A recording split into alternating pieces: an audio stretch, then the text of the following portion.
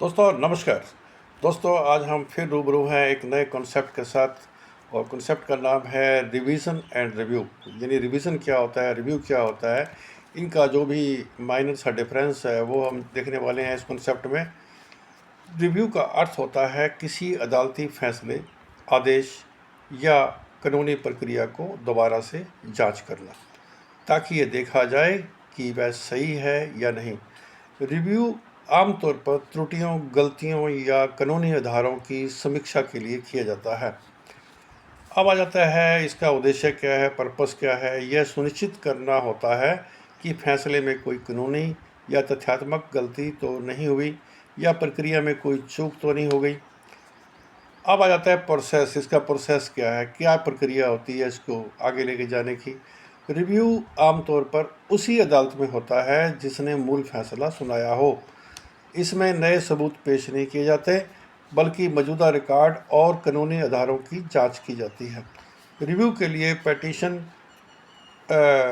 Petitioner जो है दायर करता है जिसमें स्पष्ट कानूनी गलती साबित करनी होती है। उदाहरण के लिए सुप्रीम कोर्ट में रिव्यू पिटीशन तब दायर की जाती है अगर कोई पक्ष मानता है कि कोर्ट के फैसले में स्पष्ट कानूनी गलती हुई है।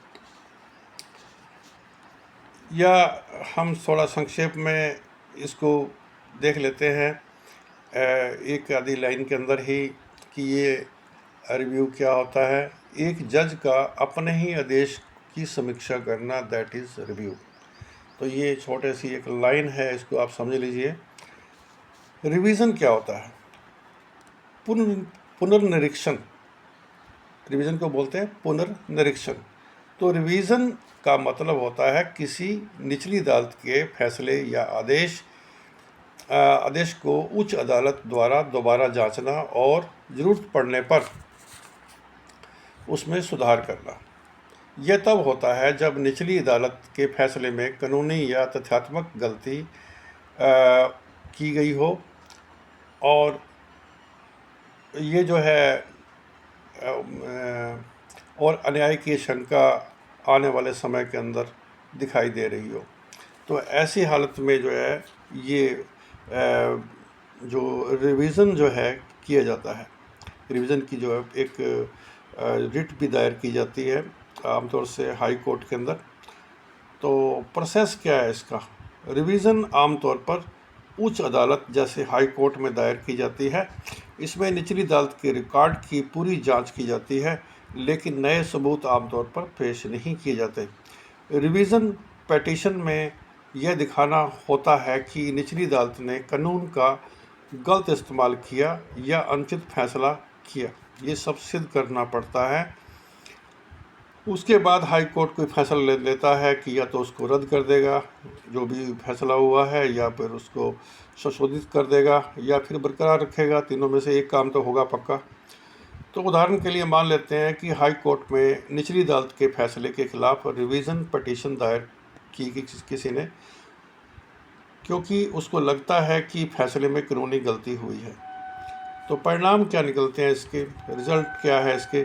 फैसले को, जैसे मैंने बताया अभी, फैसले को रद्द कर सकता है हाई कोर्ट, संशोधित कर सकता है या बरकरार रख सकता है। तीनों में से कुछ भी संभव है। सो दोस्तों, उम्मीद है कि कॉन्सेप्ट आपको अच्छे से समझ में आया होगा।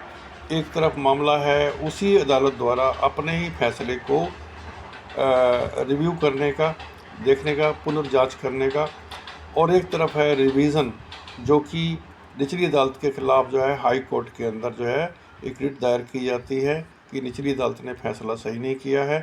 तो ये कानूनी कमियां हैं इसके अंदर, या ये जो है फैसला इस आधार के ऊपर नहीं, इस आधार पर होना चाहिए था। तो उसको जो है हाई कोर्ट देखता है, जैसे मैंने बताया था पहले भी। ठीक है, अगर लगता है हाई कोर्ट को कि कहीं त्रुटि या खामी है तो उसको रद्द भी कर सकता है या फैसले को बदल भी सकता है, कुछ भी संभव है। ठीक है, ये सब हाई कोर्ट के विवेक के ऊपर निर्भर करता है कि हाई कोर्ट क्या करने वाला है। सो दोस्तों, उम्मीद है कि कॉन्सेप्ट आपको अच्छे समझ में आया होगा। अगर अच्छा लगे तो उसको लाइक कीजिएगा, सब्सक्राइब कीजिएगा। तो मिलते हैं एक नए कॉन्सेप्ट के साथ, एक नई एक्साइटमेंट के साथ। तब तक के लिए